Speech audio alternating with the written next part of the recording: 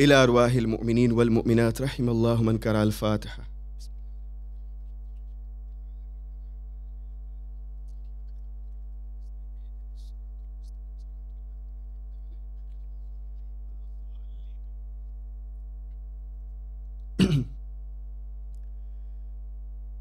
أعوذ بالله من الشيطان اللعين الرجيم.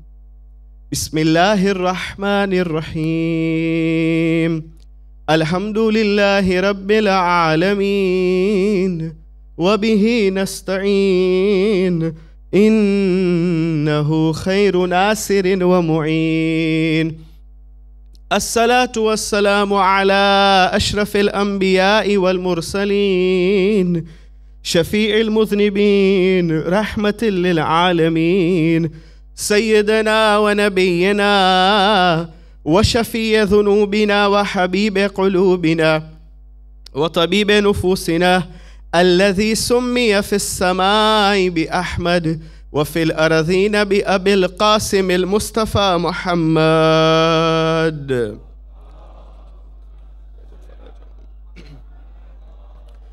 ثم الصلاة والسلام على أهل بيته الطيبين الطاهرين المعصومين صلوات الله عليهم أجمعين ولعنة الله على أعدائهم ومنكر فضائلهم وغاصب حقوقهم من الأولين والآخرين من الآن إلى قيام يوم الدين. أما بعد، فقد قال الله تبارك وتعالى في كتابه المجيد وكلامه الكريم وقوله الحق. بسم الله الرحمن الرحيم.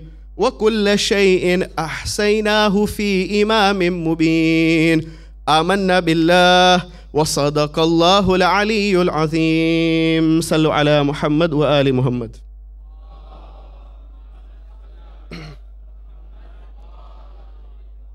In Surah Yasin, chapter number 36, verse number 12, Allah subhanahu wa ta'ala says, وَكُلَّ شَيْءٍ أَحْسَيْنَاهُ فِي إِمَامٍ مُبِينٍ.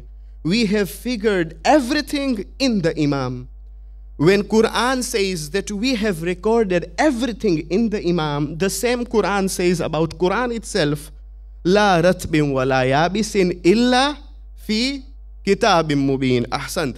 So on one hand we have got Imam Mubin, on the other hand we have got Kitab Mubin. And coincidentally, when Quran talks about Imam Mubin and Kitab Mubin, again Quran says the same meaning, the same statement.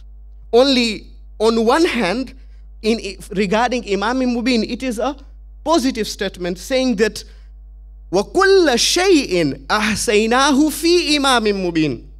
And we have recorded, we have figured everything in the Imam Mubin. And then here it says, وَلَا رَتْبٍ وَلَا يَابِسٍ إِلَّا فِي كِتَابٍ مُبِينٍ. Regarding Quran says that there is no wet and dry except that you will find in the divine book. So the meaning is the same, that everything you will find in Quran Majid, everything you will find in Imam Mubin. These two things, they are so important that the Holy Prophet of Islam, Hazrat Muhammad Mustafa sallallahu alayhi wa alihi wa sallam,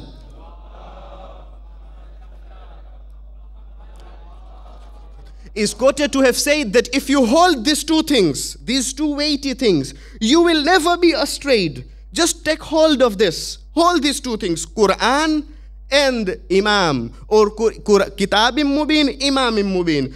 Kitabillah wa itrati, Quran and Ahlul Bayt. If you hold these two things, then you will never be astray until you come on the day of judgment and you meet me in Hawd al-Kawthar. This is what Holy Prophet says. While you are in your this journey, while you are in the world, when you are in this journey of yours, take hold of these two things. You will never be astray. Quran Mubin, Kitab Mubin. It is so important, this concept of Imam Mubin. It is so important that Quran says, Ahadith say that even there would have been only two people on the earth, one would have become Imam. The concept of Imamat is so important because we can't recognize Allah subhanahu wa ta'ala without an imam showing us the way. That is why the Ma'soom Imams have said, Bina urif Allah. Through us, you will recognize Allah subhanahu wa ta'ala. It is next to impossible for us to say that there's no need of imam. And kitab is enough for us. If we say this, hasbuna kitab Allah. There is book of Allah, it is enough for us, it is sufficient. No. Quran is important and imam is important. If Quran is Quran Samit, mute Quran, quiet Quran, then this imam is Quran Natik, speaking Quran. You need somebody, you need an imam who will teach you, explain you about Quran. Even tafsir without Ahlul Bayt, it is impossible to understand. Tafsir without Ahlul Bayt, we won't be able to understand tafsir of Quran, verses of Quran without Ahlul Bayt, without Imam Mubin. Because Imam is that personality who he is given this authority and power, this potential by Allah subhanahu wa ta'ala. He is that personality who is infallible, completely masoom, he doesn't commit sins. He is sahib-e-ijaz, he has got miracle. The way Quran is miracle, Imam also is sahib-e-ijaz. He is most learned of his time. He understands all the languages. And the way Quran says that whatever Rasulullah says, he doesn't say out of his desire. وَمَا يَنْتِقُ عَنِ الْهَوَىٰ إِنْ هُوَ إِلَّا وَحْيٌ يُوحَىٰ. If Rasulullah has appointed Amirul Mu'minin, it is through Allah subhanahu wa ta'ala. Yani imamat is divine appointment. It is mansab ilahi. It is from Allah subhanahu wa ta'ala. And if Quran says, Ati'ullah wa Ati'ur Rasul wa ulil amri minkum. Here ulil amr, the people of power and authority are imams. If Quran says, obey Allah, obey Rasul, and obey those who have power, ulil amr, this ulil amr, the power, who are given potential, who are given authority, are imams, are a'immas. Not these others. The problem of other denominations is that whoever sits on the khilafah, on the throne, he is amir, he is imam. So now you will say, Ati'ullah wa Ati'ur Rasul wa Ati'ul Gaddafi? Will you say Ati'ullah wa Ati'ur Rasul wa Ati'u King Abdullah Saleh? Because the problem with what I want to explain to my younger brothers and my younger sisters is that what is our denomination? What is our denomination saying about imamat? It is so important that we, Shias, differ from other denominations because of imamat. Yani a person becomes a mu'min. Otherwise, if you believe in Tawheed, Nabuwat and Qayamat, you have become a Muslim. But if you add other two things, imamat and adalat, then you have become a mu'min. Yani we differ with other denominations because of imamat, because of the concept of imamat. We believe in the concept of imamat. The problem of other denominations is that whoever comes and sits on the throne, he is imam. That is why today also you will find in their channels, Muawiyah is being called Amir. Till today, Yazid, they have stopped calling him Amir because what he has done, because of that filth act what he has done. It is very open and obvious what he has done. History bears witness about what Yazid has done. So now they are very open about Yazid, but still till now about Muawiyah, and regarding Muawiyah, they call him Amir Muawiyah. That Muawiyah who was cursing, who taught the people of Sham to curse upon Amirul Mu'minin for how many years? For 70 years, for 7 decades. That personality is being called Amir, Khalifa, Raziyallahu An. May Allah be pleased with him. Why? Because he is Ulil Amr. No, if you come to Shiaism, if you come to our denomination, if you come to our school of thought, then we are saying that imamat is that concept which is directly from Allah subhanahu wa ta'ala. It is directly, it is mansab ilahi. He is most learned, even if he is 8 years old. If he gets that position, if he assumes that office of imamah, he is an imam. He doesn't need to go under training. Imam Jawad became the imam of the time when he was only 8 years old. Imam Naqi alayhi salam became the imam of the time when he was only 8 years old. Our 12th holy imam, the imam of the time, became the imam of the time when he was 5 years old. Ahsant. So imam doesn't need to go training, that we should train him. No, we believe that this is a mansab ilahi, potential he is given by Allah subhanahu wa ta'ala, directly by Allah subhanahu wa ta'ala. Sheikh Mufid has got one book. Now I want to explain you the power of Imam. Sheikh Mufid has got a book known as Al-Irshad, a very good book. Al-Irshad of Sheikh Mufid. It is very famous, well-known book. Sheikh Mufid himself, rahimallahu alayh, he is buried in Kazmain, near the haram of Imam Jawad and Imam Kazim alayhi salam, near 7th Imam and 9th Imam in Kazmain. Sheikh Mufid has got a book known as Irshad. In that book, a story is narrated about the potential and power of Imam. You can imagine that this potential, this power, وَكُلَّ شَيْءٍ أَحْسَيْنَاهُ فِي إِمَامٍ مُبِينٍ. And we have recorded everything, we have figured everything in the Imam. Imam Mubin, in a manifest Imam. This power is, potential is from Allah subhanahu wa ta'ala. Sheikh Mufid says that there was one person known as Ali bin Khalid in the time of our 9th Holy Imam, Imam Muhammad ibn Ali At-Taqi Al-Jawad, salawatullahi wa salamuhu alayh.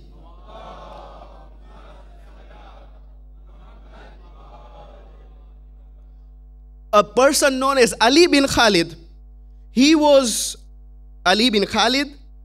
Zaydi, he was from the denomination of Zaydi denomination, from Mazhab Zaydiya.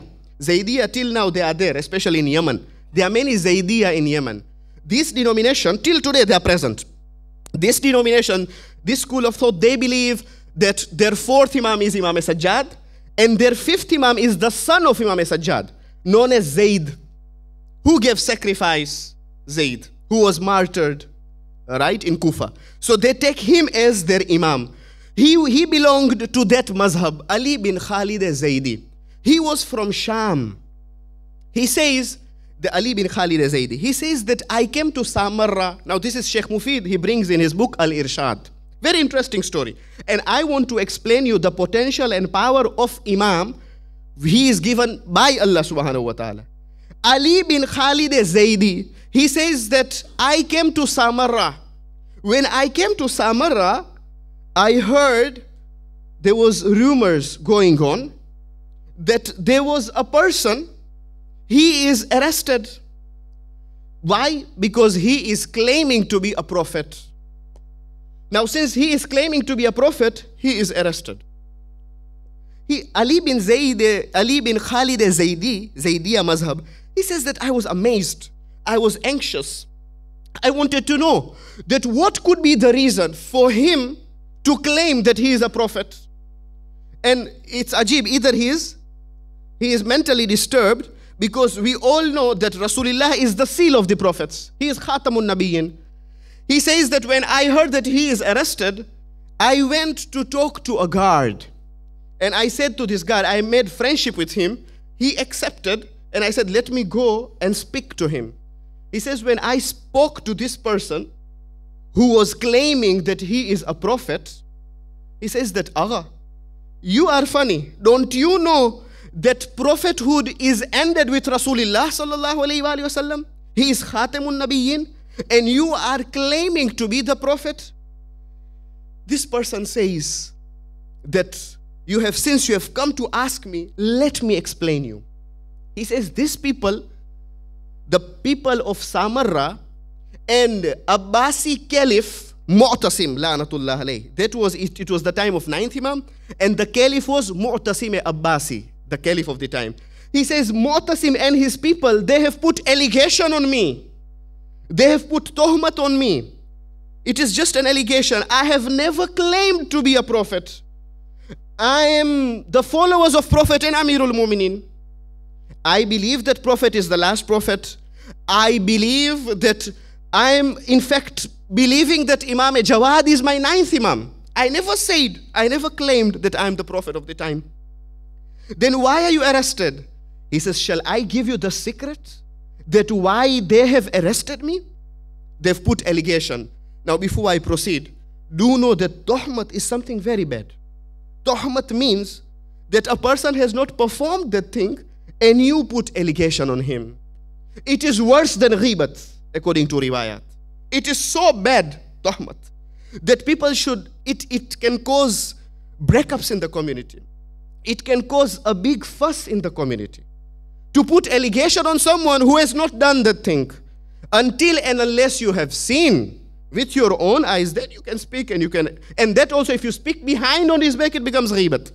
So it is better to contact him and explain him nicely, rather than some things you have not seen and put tohmat on any person and you hurt him. In any case, he says that these people, they put tohmat on me, they put allegation on me. He says, I never claimed to be a prophet. He says, I just said the story which took place, I saw with my own eyes. He says, I am from Sham. He says, I belong to Sham. When I was in Sham, there, for those who have gone to Ziyarah, they have seen there is a place called Rasul Hussein. There, Imam Hussein alayhi salam's sir is there, right? His holy head. He says, I used to go there in Sham, and I used to do my ibadat. I used to pray there. When I was doing my ibadat, all of a sudden, I saw a young man entering there. A young man. Nur coming out from his face. Light coming out from his face. And I greeted him. And while I was doing my ibadat, he is telling me that, do you want me to take you to Kufa? Now, Imam of the time has got vilayat takwini. He has got ilme ilahi. He has got that power of tahyul ardh, which means that I am here. Tahyul ardh, even our ulamas have. Those great scholars, those mujtahideen kiram, they can travel with a blink of an eye. They can reach in another continent. They don't need anything, an instrument to reach another place. And they've reached there. They don't need to board the flight. They've reached in another place. This is called tahyul ardh.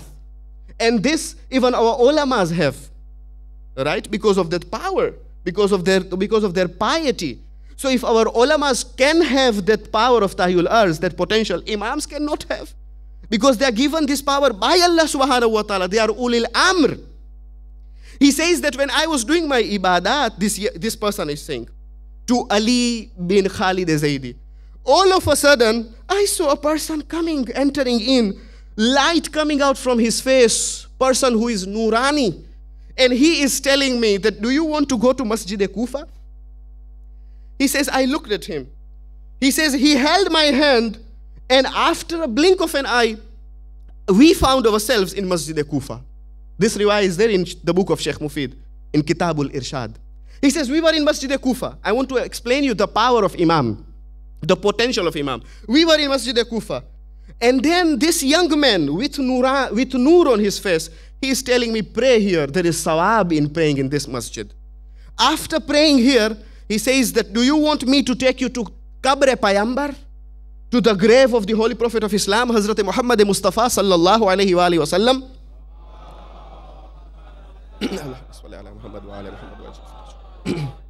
He says that there we went. We performed the ziyarah of Rasulullah. After that, he brought me back.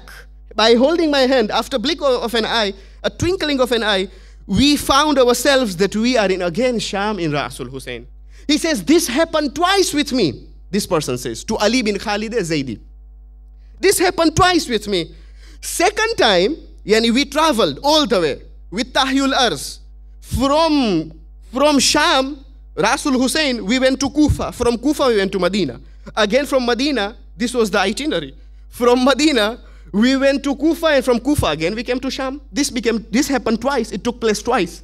Second time, when it happened, I was anxious to know that who is this person? Am I dreaming? What is this? He says, I wanted to know who is this person. I asked him, who are you? He told me that I am Muhammad ibn Ali at-Taqi al-Jawad, salawatullahi wa salamu alayhi.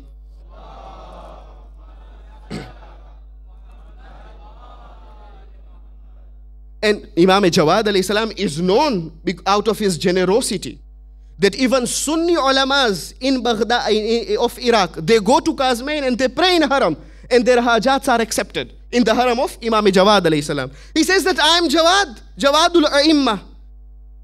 He says, now as a human, it was very interesting for him. He says, when I reached Samarra, I started explaining everyone this story. I started narrating each and every person. Dushmanane Ahl Bayt, the enemies of Ahlul Bayt, when they heard, when they came to know of me explaining people and narrating people, They arrested me and they put allegation on me. They put tuhmat on me that I am claiming that I am a prophet. But now, Zubillah, I am not a prophet. Ali bin Khalid Zaydiya Mazhab, he says, I felt pity on him. I said that, look, I will do something. I'll write a letter to the wazir of the caliph. And I will tell him that he should free you. If you are not at fault, then why should you be in? You should be freed. It is not your fault. He says, they don't want to listen to me. He says, fine, I will do something. Ali bin Khalid says, I wrote a letter to the minister.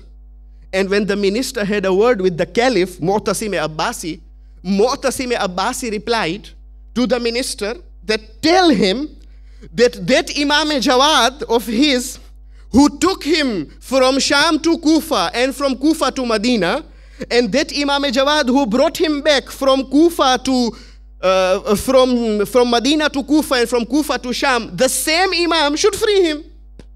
It shouldn't be hard for him to free him if he could take him all these places. He says, fine. Next day, Ali bin Khalid Zaydi says, he says that next day when I went to the prison, because I felt pity on him, I said that I will console him. I will give him dilasa. That now what to do? These people are refusing. You be in. He says, next day when I'm entering in the prison, the same guard whom I had made friendship with him, he and other guards, sometimes they are looking up at the sky, sometimes they are looking there, sometimes they are looking other side. They could not see this person anymore. Where has this person gone?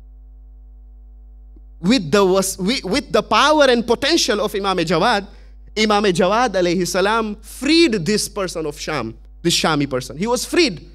And the guards were looking for him, but they could not see him anymore. This is the power of Imam. وَكُلَّ شَيْءٍ أَحْسَيْنَاهُ فِي إِمَامٍ مُبِينٍ. Halak Imam Jawad is the youngest Imam who was martyred. From the series of the Imams, from the list of the Imams. He was the youngest Imam. But even if he is young, he is given that potential. Atiullah wa atiur Rasul wa ulil amri minkum. These are ulil amr. It is not that whoever sits. No. This power is given, this mansab ilahi, this position is given by whom? By Allah subhanahu wa ta'ala. This is by Allah subhanahu wa ta'ala. That is why in that letter of Imam Hussein alayhi salam to the people of Kufa, he says, Ya ayyuhal mala' min ahlil Kufa. O people of Kufa, wal amri ma'al imam. The command is with the Imam. Al hakim bil kitab. He is acting and implementing upon kitab. The command is with the Imam. Imam Hussein alayhi salam says, these people, this is the problem, that they killed the Imam. Not only, but they refuted initially the Imam. After refusing him, denying him, after the denial, they cursed him for so many decades, for 7 decades approximately. And how did it stop? This was the hukm of Muawiyah. And the same Muawiyah is being called Raziyallahu an. The same Muawiyah, he is called Amir. He is the one who gave this fatwa that Amirul Mu'mineen should be cursed. He made wajib in Khutbah Jummah that Amirul Mu'mineen should be cursed. And how did it stop? Do you know how did it stop? It stopped when Umar ibn Abdul Aziz came to the power in the time of our 5th Holy Imam, Imam Muhammad ibn Ali al-Baqir salawatullahi wa salamu alayhi.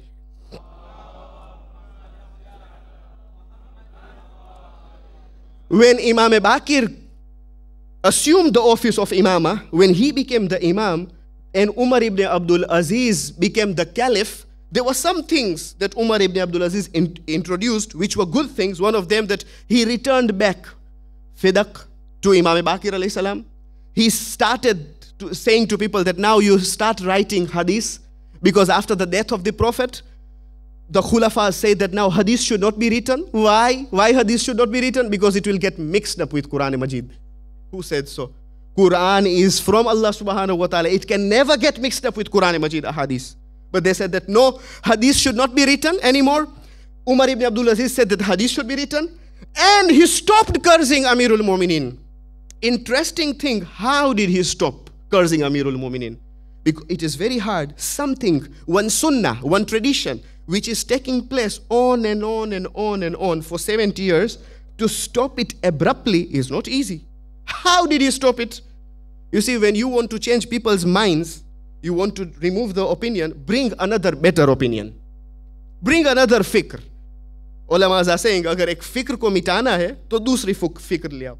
Bring another opinion, bring another view, a better view. People will listen to it. What did Umar ibn Abdul Aziz do?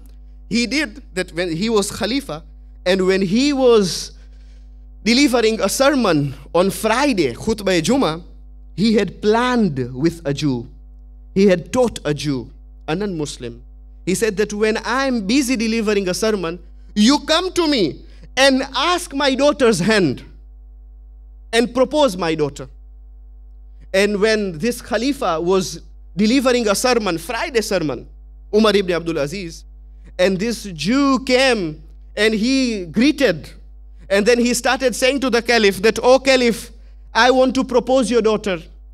Will you give me your daughter's hand on my hand? But I'm a Jew."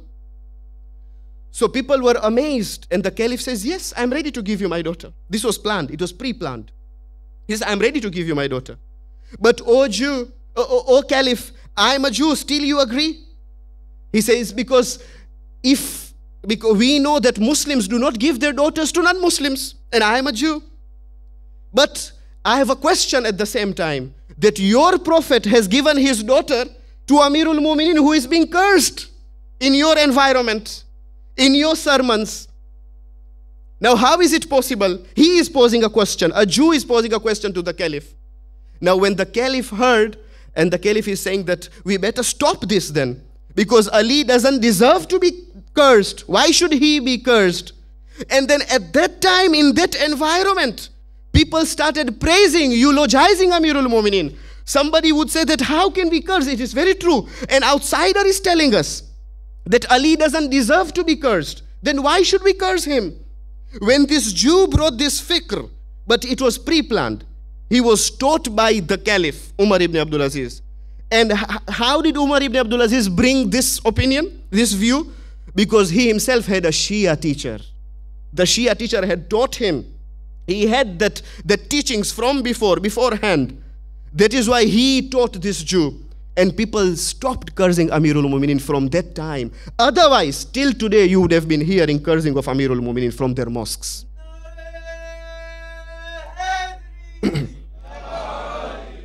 Otherwise, till today, you have been hearing that these people are cursing Amirul Mu'minin. But from that time, it stopped. So you can imagine that they cursed Amirul Mu'minin. They killed our imams. If imam would have been taken as an imam, as a chosen personality from Allah subhanahu wa ta'ala, this situation, their situation, just now what you are seeing them, you would have not seen them in this situation. But because they refuted Imam, they denied Imam by calling themselves that we are muslihun.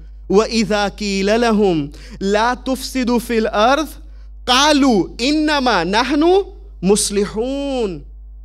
When these people, when they are being told that do not spread fasad on the earth, وَإِذَا قِيلَ لَهُمْ لَا تُفْسِدُوا فِي الْأَرْضِ, they are saying that no, we are muslihun. We are the reformers. Those people who are throwing stones to Rasulullah, when they are told that do not create fasad, they are saying that no, we are reformers. And on the other hand, this was the slogan of Rasulullah and the prophets, that no, we are the reformers. Now, there are two reformers. Both of them are saying, we are reformers. Rasul is saying, I am a reformer. In uridu illa al-islah. What I want is just to reform. Even Prophet Shu'aib said that what my aim, my purpose is to reform. And the munafiqeen are saying that we want to reform. Indeed, these are munafiqeen. These have nifaq, these people. Because the opposite of a mu'min is munafiq. Munafiq, nifaq, it comes in a form. It comes within. It comes in the religion. Non-Muslims cannot be munafiq. Non-Muslims, they are very open. We don't believe in your God. That's it. We don't believe in your Rasul. It's over. But nifaq comes within. Within, when they refuted Rasulullah. Nifaq comes when Yazid, Lanatullah alayh. Nifaq comes when Muawiyah curses Amirul Mu'minin. Nifaq comes when Yazid is playing with the holy head of Imam Hussein alayhi salam by reciting the verse of Quran. On one hand, he's reciting the verse of Quran. On the other hand, he's playing with the holy head of Imam Hussein alayhi salam, reciting the verse, وَتُئِزُّ مَنْ تَشَاءُ وَتُزِلُّ مَنْ تَشَاءُ. biyadil khair. He's saying to Bibi Zainab that Allah has given me izzat today. Where is your brother? He was calling himself Khalifa Muslimin. See, nifaq comes within. It comes within. Nifaq comes that when the grandson of the Prophet is being martyred, he is being slaughtered, and then they raise the voice of Allahu Akbar. They raise the voice of Allahu Akbar. This is nifaq. It comes within in Islam. Umar Saad on the day of Ashura, when he says to his people, to his forge, that come and let us kill Hussein. You know what? How did he address? How did he call his army? By saying, Ya khayl Allah. Oh, the army of Allah, paradise is waiting for you. The so-called Muslims. And then they are saying that we are muslihun. That is what Quran says. وَإِذَا قِيلَ لَهُمْ لَا تُفْسِدُوا فِي الْأَرْضِ قَالُوا إِنَّمَا نُحْنُ مُسْلِحُونَ. If you tell them, they'll tell you that we are the reformers. And history, it is the same thing. The same, only it is the same way. History repeats itself. Till today, the Shias are being killed. And they are saying that we will get Jannah. And they are being told, by killing the Shias, you'll get Jannah. So these are munafiq. It is very important for us to instill in our youths, in our children, the concept of imamat. They should understand that if you deny and refute imamat, this is the situation. This will happen because these people, they refuted the imamat. They refuted this concept. This is what happened. They became munafiq. They became hypocrites. They killed the Prophet of Islam. But they said that we are khayl Allah. We are the army of Allah. Till the day of Ashura, when it was dark. And when they wanted to pray, they were praying. They were huffaz. They had memorized Quran. They wanted to pray. And somebody asked Umar Saad that where is the Qibla? Umar Saad says that look at the holy head of Hussein. Wherever this head is facing, that is the Qibla. This is the direction of Qibla. So he knew, Umar Saad knew, he knew that these are on the right path. This is a lesson for us, that imamat is very important. This concept is very important. We should teach our children. We should, in our gatherings, these things should be discussed so that they should not be carried away, so that they should not get astray. Ek durud bhejiye Muhammad aur aale Muhammad par.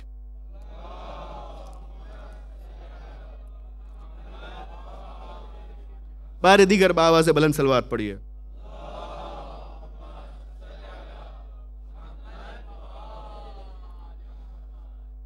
ये मनसब इलाही है.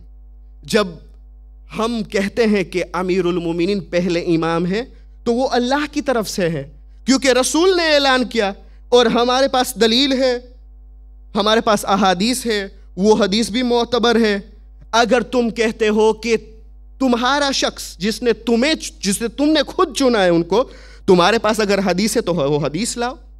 हमारे पास हदीस है, दलील है कि रसूल ने फरमाया मन कुन्तु मौलाहु फहाज़ा अलीयुन मौला, और ये हदीस तुम्हारे कुतुब में है. और हमारा रसूल कुछ नहीं बोलता है, ये खुद खुदा कहता है कि वमा यंतिकु अनिल हवा इन हुआ इल्ला वहयुन यूहा, कि मेरा रसूल कुछ नहीं बोलता है, जो भी बोलता है वो वही है, जो भी रसूल कहते हैं वो वही है. तो वो खुदा की तरफ से है. अगर मन कुन्तु मौलाहु फहाज़ा अलीयुन मौला, वो अल्लाह की तरफ से है. मोहतरम सामीन, अइम्मा के अहादीस बहुत ज़रूरी है, बल्कि अहादीस कुरान की तफसीर भी रिवायत के बगैर मुश्किल है, समझना भी मुश्किल है. अइम्मा के हदीस के बगैर अहलुल बैत के दरवाजे को खटखटाना पड़ेगा, दक्कुल बाब करना पड़ेगा. खुद खुलफा अली से पूछते थे, खुद कहते हैं कि लौला अली लहलका, अगर अली ना होते तो हम हलाक हो जाते.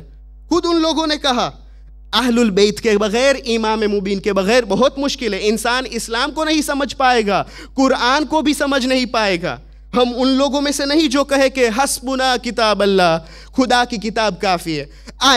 आज हम फ़कत इमाम बाकिर अलैहिस्सलाम की हदीस बयान करें और आपकी ज़हमत तमाम, क्योंकि हम इमाम बाकिर से सवाल करें कि यब्न रसूलिल्लाह, जैसे कि हमने अर्ज़ किया कि अहलुल बैत की अहादीस बहुत ज़रूरी है.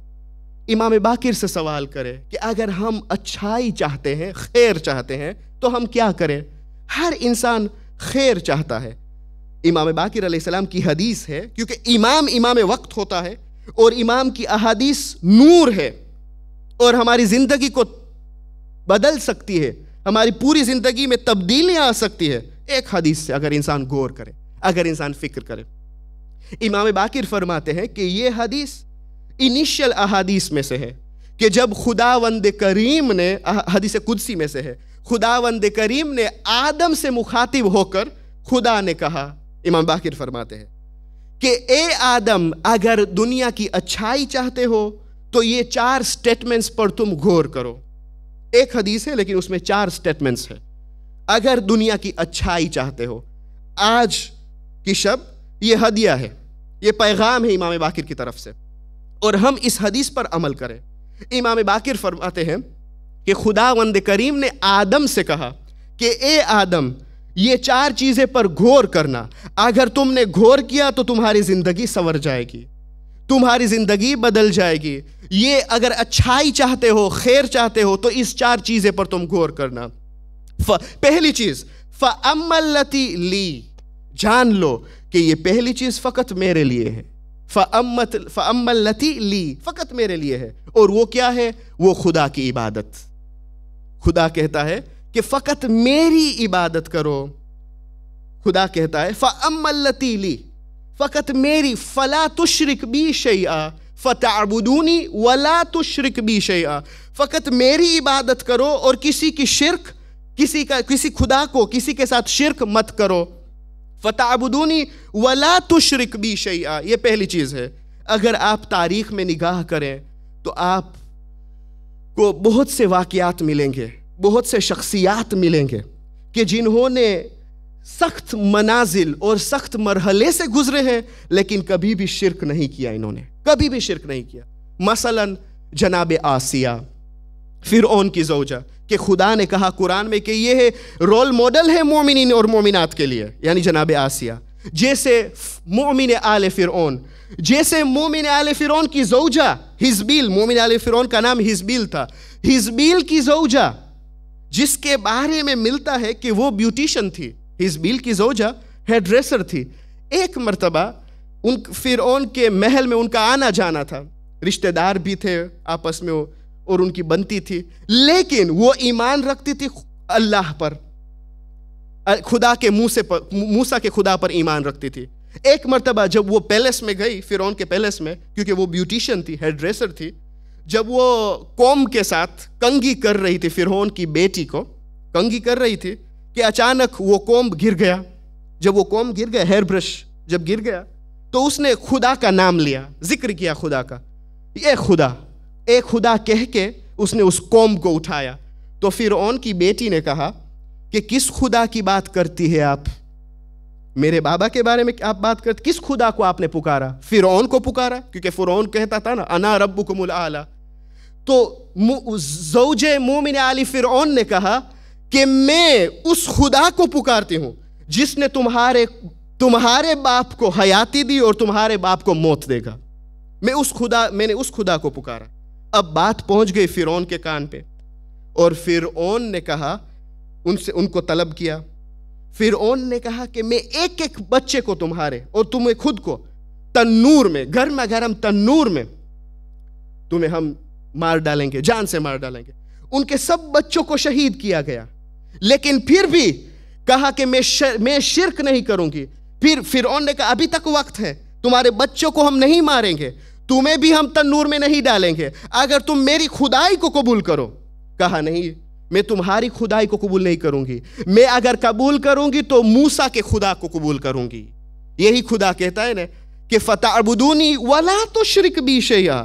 آپ دیکھیں کہ اس نے کبھی بھی قبول نہیں کیا، حتیٰ ایک شرخار بچہ تھا ان کے ہاتھ میں، سب بچے کو شہید کیا گیا، گرم تنور میں ڈالا گیا، اس بچے کو بھی شہید کیا گیا۔ آخر میں ان کی باری آئی، وہ بھی تنور میں گئی۔ معراج کی شب جب رسول اللہ گزرتے تھے ایک جگہ سے اور ان کو بہت اچھی خوشبو ان کے مشام میں، جب رسول اللہ نے ان کے مشام میں خوشبو آئی تو رسول نے جبرائیل سے سوال کیا کہ یہ جگہ کس کی جگہ ہے؟ جبرائیل امین نے فرمایا کہ یہاں پہ مومن آل فرعون کی اہلیہ کی جگہ ہے اور ان کے بچوں یہاں پہ، اور ان کے بچے یہاں پہ ہے۔ مومن آل فرعون کی زوجہ اور ان کے بچے یہاں پہ ہیں، کیونکہ انہوں نے جو سیکریفائس دیا۔ فَتَعْبُدُونِي وَلَا تُشْرِكْ بِي شَيْئًا، عبادت اور اللہ کے ساتھ کبھی بھی شرک نہ کرنا، یہ ایک لیسن ہے اور تاریخ سے بھی یہ ایک درس ملتا ہے۔ دوسری چیز جو اللہ سبحانہ و تعالیٰ نے آدم سے کہا کہ فَأَمَّا الَّتِي لِي، دوسری چیز فقط میرے لیے ہے، فَأَمَّا الَّتِي لَكَ، دوسری چیز فقط تمہارے لیے ہے، اور وہ کیا ہے؟ وہ اجر، ثواب، وہ فقط تمہارے لیے ہے۔ تمہیں سخت ضرورت پڑے گی ہم تمہیں دے دیں گے، یعنی وہ قیامت کے دن۔ تیسری چیز، چار چیز ہے نا، چار منشأ خیر ہے اگر چاہتے ہو۔ پہلی چیز فقط میرے لیے ہے اور میرے ساتھ کسی کو شریک مت کرنا میری عبادت میں، وہ پہلی چیز ہے۔ دوسری چیز فقط تمہارے لیے ہے اور وہ تمہارا اجر اور تمہارا ثواب۔ تیسری چیز فَأَمَّا الَّتِي بَيْنِي وَبَيْنَكَ، اور تیسری چیز میرے اور تمہارے درمیان ہے اور وہ یہ دعا ہے۔ تیسری چیز فَأَمَّا الَّتِي بَيْنِي وَبَيْنَكَ، اور وہ چیز کیا ہے؟ دعا ہے۔ اور چوتھی چیز فَأَمَّا الَّتِي بَيْنَكَ وَبَيْنَ النَّاسِ، اور چوتھی چیز خوب اور خیر کے منشا، اگر اساس جاننا چاہتے ہیں انسان، وہ امپلیمنٹ کرے اپنی زندگی میں تاکہ ان کی زندگی سنور جائے۔ چوتھی چیز فَأَمَّا الَّتِي بَيْنَكَ وَبَيْنَ النَّاسِ فَتَرْضَى لِلنَّاسِ مَنْ تَرْضَى لِنَفْسِكَ، چوتھی چیز وہ ہے کہ تمہارے اور لوگوں کے درمیان سماج میں تم کیسے زندگی بسر کرتے ہو اور لوگوں کو ایسے سلوک کرنا، لوگوں کو ایسے پیش ایسے ٹریٹ کرنا جیسے تم چاہتے ہو تمہارے ساتھ لوگ ہو، جو تمہارے ساتھ لوگ تمہیں ٹریٹ کرے۔ فَأَمَّا الَّتِي بَيْنِي وَبَيْنَكَ فَتَرْضَى لِلنَّاسِ مَنْ تَرْضَى لِنَفْسِكَ، ایسے لوگوں کو ٹریٹ کرو جیسے کہ تم چاہتے ہو لوگ تمہیں ٹریٹ کرے۔ اگر انسان ان چار چیزوں پر غور کرے تو انسان کی زندگی سنور جائے۔ یہ کہاں سے ہمیں ملا؟ یہ ائمہ اطہار سے ہمیں یہ درس ملا۔ اگر ائمہ کی احادیث نہ ہوتی تو انسان پتہ نہیں، ابھی تک اسی لیے قرآن کو اچھی طریقے سے تفسیر نہیں کیا گیا۔ تفسیر آپ دیکھیں قرآن کی، خدا کے پاس ہاتھ ہے نعوذ باللہ، خدا کے پاس انگلی ہے، کیوں ایسے تفسیر کی گئی ہے؟ کیونکہ اہل البیت کے راستے کو کھو دیا گیا، اہل البیت کے در پہ نہیں آئے، امام مبین کے پاس نہیں آئے۔ قرآن کو سمجھ نہیں پاؤ گے اگر امام مبین کے پاس نہیں آؤ گے۔ محترم سامعین، آج ہم 20واں منانے آئے ہیں۔ بھلے آپ دیکھتے ہوں گے کہ دوسری کمیونٹیز امام حسین کا 20واں کل مناتے ہیں، لیکن شاید میں یوں کہوں کہ یہ ایام غم کے ایام ہیں۔ آپ نے دیکھا ہوگا کہ گھروں گھروں میں مصائب حسین پڑھے جاتے ہیں اور ہم مصائب اور یہ سوگ مناتے ہیں گھر گھر میں، چاہے آج ہو یا کل۔ بھلے اہل بیت اطہار، اہل حرم شام میں پہنچتے ہیں پہلی سفر کو، یعنی کل کی رات کو، لیکن اگر ہم نے آج 20واں منا لیا تو کوئی حرج نہیں۔ آج ہم نے منا لیا، بس مین تھنگ ہے جو اساس ہے وہ یہ ہے کہ قربتاً اللہ، خدا ہماری عبادت کو قبول کرے۔ مین چیز یہ ہے کہ ظاہرہ مرضیہ ہماری اس عزا کو قبول کرے، کیونکہ ہمیں اعتقاد ہے کہ ہماری مجالسوں کو، ہماری مجالس میں ظاہر مرضیہ تشریف فرما ہے اور بی بی زہرا تشریف لاتی ہے اور ہم زہرا کو پرسہ دینے آئے ہیں، عزادارو اس دکھیاری ماں کو پرسہ دینے آئے ہیں۔ تاریخ بتلاتی ہے کہ یہ لوٹا ہوا قافلہ جب شام کی طرف پہنچتا ہے، عزادارو غضب ہو گیا۔ وہ زینب جس نے اپنے ان آنکھوں سے دیکھا کہ اپنے بھائی کے لاشے پر گھوڑے دوڑائے گئے، وہ زینب جس نے اپنے ان آنکھوں سے دیکھا کہ خیمے کو جلا دیے گئے، وہ زینب جو ایک خیمے سے نکل کے دوسرے خیمے میں گئی، حتیٰ آخری خیمے میں جب پہنچتی ہے، جس خیمے میں سید سجاد ہے، اس خیمے میں زینب پوچھتی ہے سید سجاد سے کہ اے بیٹا سجاد، یہ بتاؤ جل کر راکھ ہو جائے اور مر جائے اس خیمے میں یا باہر نکلے؟ شام غریبہ کی رات تھی، امام سجاد نے فرمایا پھوپھی اماں جان بچانا واجب ہے. سید سجاد تو خود بیمار تھے لیکن میرے والدین قربان ہو اس زینب کبریٰ پر کہ زینب نے خود امام سجاد کو اٹھایا, امام سجاد کو خیمے سے باہر لائی. عزادارو یہ زینب کبریٰ ہے. تاریخ بتلاتی ہے کہ جب پہلی سفر کو جب یہ لوٹا ہوا قافلہ شام کی طرف پہنچتا ہے اور شام کے اندر وارد ہوا, 700 کرسی نشین کا مجمع تھا. ایک مرتبہ اہل بیت اطہار کی خاتون بے مقنع چادر جب وارد ہوتی ہے تو ایک مرتبہ ایک شامی نے یزید سے کہا کہ صلو علی الامیر, اے امیر ہم تمہیں سلام کرتے ہیں. اس کے بعد ایک شامی نے ایک جملہ کہا جو زینب کو بہت دکھ ہوا. اس شامی نے یہ جملہ کہا کہ اے امیر حب لی ہذہ الجاریہ, یعنی نعوذ باللہ یہ چھوٹی بچی جو ہے یعنی سکینہ جو ہے, حبلی ہذہ الجاریہ مجھے اس سکینہ کو مجھے کنیزی میں دو. عزادارو غضب ہو گیا, شام میں غضب ہو گیا جب اس شامی نے کہا یزید سے کہ مجھے اس چھوٹی بچی کو کنیزی میں دو. حبلی ہذہ الجاریہ. ایک مرتبہ سکینہ نے آواز دیے پھوپھی اماں آیا میں اتنی نیچی ہو گئی ہوں, آیا میں اتنی لو ہو گئی ہوں کہ آج مجھے یہ لوگ کنیزی میں لے لے. ایک مرتبہ علی کی بیٹی نے فرمایا اے شامی نہ تمہیں طاقت ہے نہ یزید کو طاقت ہے کہ وہ سکینہ کو کنیزی میں لے. عزادارو مصائب بہت ہے, جیسے کہ ہم نے عرض کیا یہ سب ایام غم کے ایام ہیں, مصائب کے ایام ہیں, بلکہ اہل البیت پر مصیبت کے پہاڑ ٹوٹے ان ایام میں. تاریخ بتلاتی ہے کہ جب یہ لوٹا ہوا قافلہ کوفے میں وارد ہوا, جب کوفے میں وارد ہوا تھا تو شہر کوفے کو سجایا گیا. جب زینب نے خطبہ دیا تو عبداللہ بن عفیف جو امام علی علیہ السلام کے صحابی تھے, جب اس نے بی بی زینب کے خطبہ سنا تو کہنے لگا کہ آیا علی دوبارہ, یہ علی کی آواز ہے, آیا علی زندہ ہو گئے, علی دوبارہ زندہ ہو گئے. لیکن کیونکہ وہ خود نابینا تھے ان سے کہا گیا کہ نہیں یہ علی نہیں ہے, علی کی بیٹی زینب ہے. ایک مرتبہ یہ لوٹا ہوا قافلہ جب کوفے میں تھا, ایک مرتبہ سکینہ کو بہت پیاس لگی, شہر کوفے کو سجایا گیا. میں نہیں جانتا سکینہ کب تک پیاسی رہی, لیکن جب کوفے والے آئے اور جب کوفے والوں نے اہل حرم کو دیکھا تو ایک مرتبہ ان تماشا دیکھنے والوں میں سے ایک عورت تھی, وہ عورت نزدیک آئی اور زینب سے کہنے لگی کہ اے بی بی ایسا معلوم ہوتا ہے کہ یہ بچی تمہاری چھوٹی سی بہت پیاسی ہے, ایسا معلوم ہوتا ہے کہ یہ یتیمہ ہے, یہ اسیروں کا قافلہ ہے. اے بی بی اگر میں ایک کوزہ پانی لاؤں آیا آپ قبول کرے گی؟ زینب نے کہا کوئی بات نہیں. وہ محترمہ گئیں, وہ خاتون گئی, ایک کوزہ پانی لے کر آئی اور زینب کے پاس آئی, لیکن زینب سے کہنے لگی کہ اے بی بی میں نے سنا ہے کہ یتیموں کی دعا بہت جلدی قبول ہوتی ہے. میری بھی خواہش ہے, میرے 2 تمنا ہے. تمہاری بیٹی کو میں سیراب کروں گی, میں پانی دوں گی, لیکن پانی دینے سے پہلے میری تمنا ہے, میری 2 خواہش ہے. میں نے سنا ہے کہ یتیموں کی دعا بہت جلدی قبول ہوتی ہے خدا کی درگاہ میں. پہلے تمہاری بیٹی سے کہو کہ میرے لیے دعا کرے.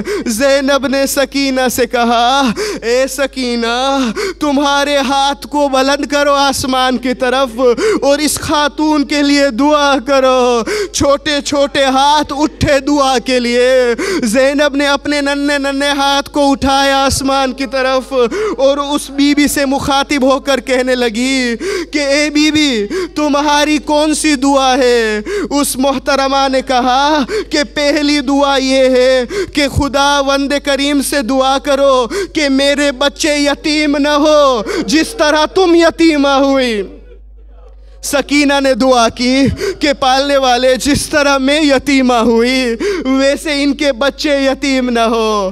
کہا دوسری دعا کیا ہے؟ کہا دوسری یہ دعا ہے کہ خداوند کریم مجھے جلد از جلد مدینہ جانا نصیب کرے. بس مدینہ کا نام سننا تھا سکینہ کو صغرا یاد آ گئی. ایک مرتبہ زینب نے پوچھا اے بی بی مدینہ جا کر کیا کرو گی؟ اس محترمہ نے کہا کہ میں مدینے میں جا کر زینب کی زیارت کروں گی. مدینے میں جا کر مولا حسین سید و آقا کی زیارت کروں گی. مدینے میں جا کر شہزادی زینب و کلثوم کی زیارت کروں گی. بس سننا تھا. زینب نے پوچھا کہ اے بی بی اے محترمہ اگر ابھی اسی وقت زینب کو دیکھو گی تو زینب کو پہچانو گی؟ کہا کیوں نہیں میں زینب کو نہ پہچانوں. 1 سال تک میں نے مدینے میں زینب کی خدمت کی ہے. میں زینب کی کنیز تھی. بس یہ سننا تھا. زینب نے اپنے بالوں کو چہرے سے ہٹایا اور کہنے لگی اے ام حبیبہ تم نے کہاں زینب کو پہچانا؟ یہ زینب تمہارے سامنے کھڑی ہے. اے ام حبیبہ وہ سر جو تم سامنے دیکھتی ہو جو نوکے نیزہ پر پڑا ہوا ہے وہ تمہارے سید و آقا حسین ابن علی کا سر ہے. الا لعنت اللہ علی القوم الظالمین وَسَيَعْلَمُ الَّذِينَ ظَلَمُوا أَيَّ مُنْقَلَبٍ يَنْقَلِبُونَ. إِنَّا لِلَّهِ وَإِنَّا إِلَيْهِ رَاجِعُونَ. ماتم حسین.